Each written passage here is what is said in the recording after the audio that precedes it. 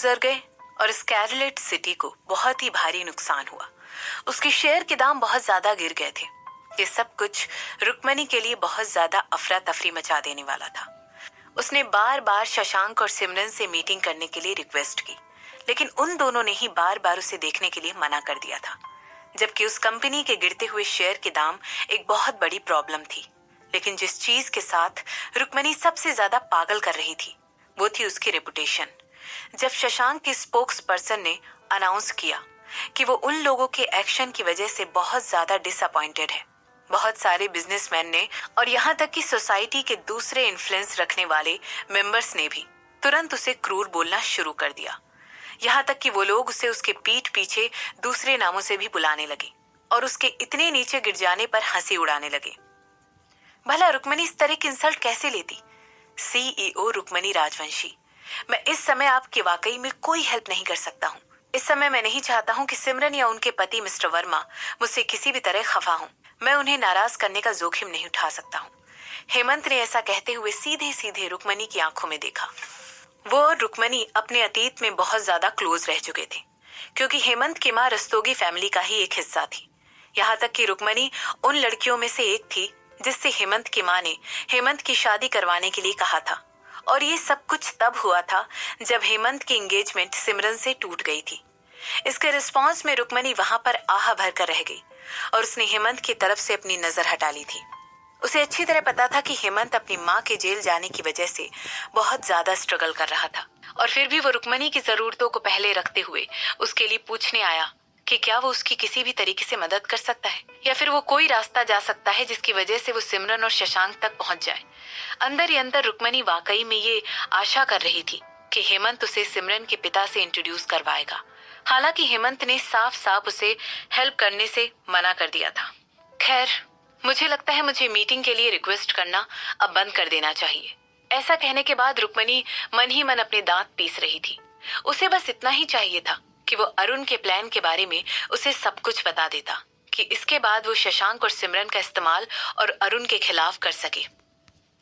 रुक्मणी ने अपने दांत भींच लिए और उस खौफनाक आदमी के बारे में सोचने लगी, और वो तब तक रुकने वाली नहीं थी जब तक वो उसका इस्तेमाल करने वाले अरुण को उसके प्लान में यूं ही बीच में छोड़ने के लिए मुआवजा चुकाने पर मजबूर नहीं कर देती। खैर, मैं माफी मांगना चाहता हूँ कि मैं तुम्हारी हेल्प नहीं कर पाया। हालांकि सिमरन से जरा बचकर रहना, वो एक बहुत ही चालबाज इंसान है। मैं इस बारे में डिटेल में जाना नहीं चाहूंगा, मगर जो कुछ भी मेरी फैमिली के साथ कुछ हफ्तों पहले हुआ है उसके लिए वही रिस्पॉन्सिबल है, हेमंत ने कहा। रुक्मणी अतीत में उसके काफी करीब रह चुकी थी, इसीलिए यही सही होता कि वो उसे सिमरन के खौफनाक पर्सनैलिटी के बारे में पहले ही बताकर आगाह कर देता। वो उसे बस दोस्त के नाते सावधान करना चाहता था। तुम्हारे कहने का मतलब क्या है? कहीं वही है जिसमें तुम्हारी माँ को फ्रेम किया है? लेकिन वो क्यों? ऐसा कहते हुए रुक्मणी सीधे शशांक की तरफ घूरकर देखने लगी। जैसे ही उसे रियलाइजेशन स्ट्रक हुआ, तो क्या ये सब कुछ जो परसों पहले हुआ था उस वजह से है क्योंकि तुमने उससे शादी नहीं की थी? रुक्मणी ने पूछा। शायद। हेमंत ने बिना किसी एक्सप्रेशन वाले फेस के उसके मुंह पर झूठ बोल दिया और फिर आगे कहने लगा, मुझे बस इतना पता है कि वो इकलौती इंसान है जो हमारे फैमिली इश्यूज के लिए रिस्पॉन्सिबल है, जबकि उसके हस्बैंड ने हमारे लिए कपूर इंडस्ट्रीज के खिलाफ जाकर जो मुसीबतें इस समय कपूर खानदान फेस कर रहा है वो उसके लिए रिस्पॉन्सिबल है। वो दोनों ही बहुत ही क्रूर लोग हैं जो कि तुम्हारे नीचे जाने के बावजूद भी तुम्हें कभी भी लात मारने से पीछे नहीं हटेंगे। रुक्मणी का फेस ऐसा, वो बहुत ज्यादा डार्क हो गया था और उसे यकीन ही नहीं हो रहा था कि हेमंत समझने के सामने खड़े होकर क्या कर रहा था। अगर उसके पास पहले कोई चॉइस होती तो वो शशांक को ऑफेंड करने की भी कभी हिम्मत नहीं करती। हालांकि अब उसके डिसीजन पर रिग्रेट करने के लिए बहुत देर हो चुकी थी। इस समय वो सिर्फ और सिर्फ ट्राई करके जो कुछ भी डैमेज उसके एक्शन की वजह से हुआ था उसे फिक्स करने की एक कोशिश कर सकती थी। इसके बाद वो आगे कहने लगी, ठीक है, अब मैं तुम्हारा और ज्यादा समय नहीं लूंगी। थैंक्स कि तुम मुझसे यहाँ पर आकर मिलने के लिए राजी हो गए। ऐसा कहने के बाद रुक्मणी अपनी सीट से उठकर खड़ी हो गई और अपना हाथ आगे बढ़ाकर हेमंत के साथ हाथ मिलाने लगी। हालांकि वो लोग काफी टाइम से फ्रेंड थे, लेकिन फिर भी वो थोड़ी फॉर्मल रहना चाहती थी। इसके रिस्पॉन्स में हेमंत भी अपनी सीट से उठकर खड़ा हो गया और अपना हाथ मिलाते हुए रुक्मणी को एक स्माइल देने लगा। और इस सीन को होते हुए रिद्धिमा ने देख लिया। वो वहां पर हेमंत के ऑफिस का दरवाजा खोलकर खड़ी हुई थी और उन दोनों को देख रही थी। उसका हस्बैंड एक बहुत ही खूबसूरत औरत के साथ हाथ मिला रहा था। ये सब देखकर रिद्धिमा को तुरंत इरिटेशन हो गई और वो चलकर उन दोनों के पास अपने फेस पर एक स्माइल लेकर गई। हे, तुम यहाँ पर क्यों आ गई? हेमंत ने तुरंत रुक्मणी से अपना हाथ छुड़ाते हुए कहा और अपनी वाइफ की तरफ चलकर जाने लगा। इसके बाद वो आगे कहने लगा, तुम्हें अभी बहुत सारा आराम करने की जरूरत है। तुम यहाँ पर क्यों? मैं घर पर बहुत ज्यादा बोर हो रही थी, इसलिए मैंने माँ से कहा कि वो हमारे बेटे की देखभाल करे। इतनी ज्यादा चिंता मत करो।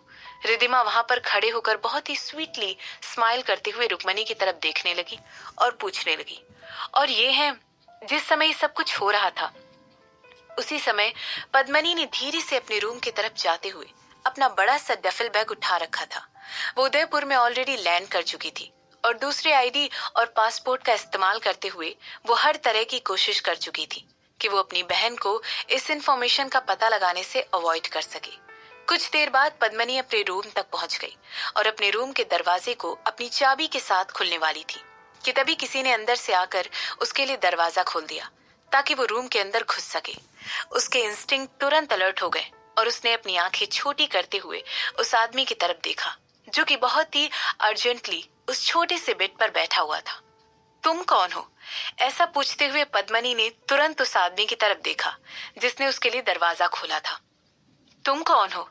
पद्मनी ने तुरंत पूछा और उसकी आंखें ऐसे पूछते हुए उस लंबे से आदमी पर गई जिसने उसके लिए दरवाजा खोला था। मुझे मिस्टर बी बुलाओ।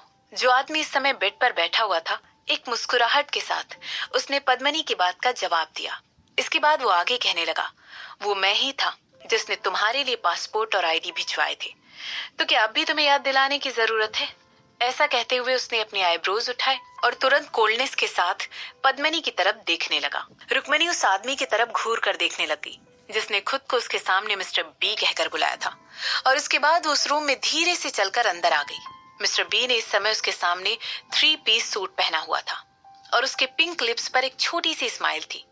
उसके हेयर बहुत ही निकोले ब्रश करके पीछे की तरफ किए हुए थे और वो बिल्कुल प्रोफेशनल लग रहा था।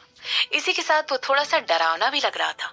वो तुरंत जाकर उस आदमी के सामने खड़ी हो गई और बहुत ही हिम्मत के साथ इंक्वायरी करते हुए पूछने लगी, तुम्हें मुझसे क्या चाहिए?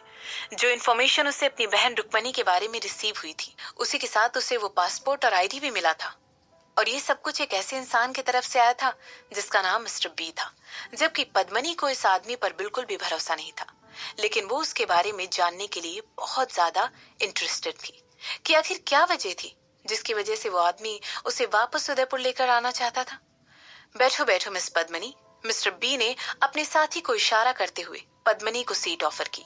वहां पर खड़े हुए आदमी ने तुरंत एक चेयर निकालकर पद्मनी के सामने रख दी जिस पर वो आराम से बैठ सके। ये यकीन दिलाने के बाद कि पद्मनी वहां पर ठीक तरीके से सेटल हो गई है, मिस्टर बी आगे कहने लगे, मुझे यकीन है तुम्हें ऑलरेडी पता है कि इस मीटिंग का तुम्हारी बहन के साथ कुछ ना कुछ लेना देना तो है ही। इसके रिस्पॉन्स में पद्मनी ने अपना सिर हिलाते हुए कहा, मुझे लगता है मुझे यहाँ पर नहीं आना चाहिए था। मेरा यहाँ पर आना ठीक नहीं है। अगर रुक्मणी को पता चल जाता कि उसकी बहन यहाँ पर आ चुकी है तो वो। ऐसा कहते हुए पद्मनी जानबूझकर चुप हो गई और अपना लोअर लिप बाइट करते हुए अपना सर नीचे करने लगी। रुक्मणी के लोवेस्ट पॉइंट पर उसकी बहन ने उसे खुशी खुशी लात मारकर बाहर निकाल दिया था और इस बात का यकीन दिलाया था कि उसे अपनी माँ बाप की जायदाद से एक फूटी कौड़ी भी ना मिले। ऐसी क्रूर बहन के होने की वजह से पद्मनी के पास खुद पर तरस खाने के अलावा और कोई चारा नहीं था। उसे लग रहा था कि वो इतनी अनलकी क्यों है कि वो ऐसी क्रूर फैमिली के मेंबर के तौर पर पैदा हुई थी। मैं तुम्हारी बहन को बर्बाद करने में पूरी मदद करूंगा, मिस्टर बी ने कहा। इसे सुनकर पद्मनी ने तुरंत अपना सर उठा लिया और अपने सामने खड़े हुए हैंडसम आदमी को घूर कर देखने लगी। क्यों? पद्मनी ने कंफ्यूजन में पूछा। जो कुछ भी उसके साथ अतीत में शशांक और सिमरन ने उसके साथ किया था, उसकी वजह से उसे यकीन हो गया था कि इस दुनिया में हर चीज का एक दाम है और हर साल का अपना इफेक्ट होता है। इस दुनिया में कुछ भी फ्री नहीं है और कर्मा का हर किसी से दाम चुकाने का अपना अलग ही स्पेशल तरीका होता है। तुम्हारी बहन ने वो अनाथ आश्रम खरीद लिया है जहाँ पर मैं बड़ा हुआ था। वो अपने एम्पायर के लिए कुछ इंफ्रास्ट्रक्चर खड़ा करना चाहती थी। मुझे बहुत अच्छा लगता है अगर मैं तुम्हें पूरी बात डिटेल में एक्सप्लेन कर पाता, लेकिन उसे सुनकर सिर्फ तुम्हें बोर होता। ऐसा कहते हुए मिस्टर बी ने अपने पैरों को क्रॉस कर लिया और पद्मिनी की तरफ घूर कर देखने लगा। इसके बाद आगे कहने लगा, मैं उस तरह का इंसान नहीं हूँ जो कि किसी भी चीज को ऐसे ही पास होने दो मिस राजवंशी। और तुम्हारी बहन ने मुझे ऑफेंड किया है और मैं चाहता हूँ कि वो उसका पूरा दाम चुकाए। मैंने न्यूज पढ़ी है, तो क्या इसका मतलब ये है कि तुम शशांक के लिए काम करती हो? पद्मिनी ने पूछा। अगर सच कहा जाए तो वो उस आदमी के लिए कुछ भी और करना नहीं चाहती थी। उसे पता था कि शशांक एक भयानक जानवर है और उसके अलावा उसे कोई और कन्विंस नहीं कर सकता है।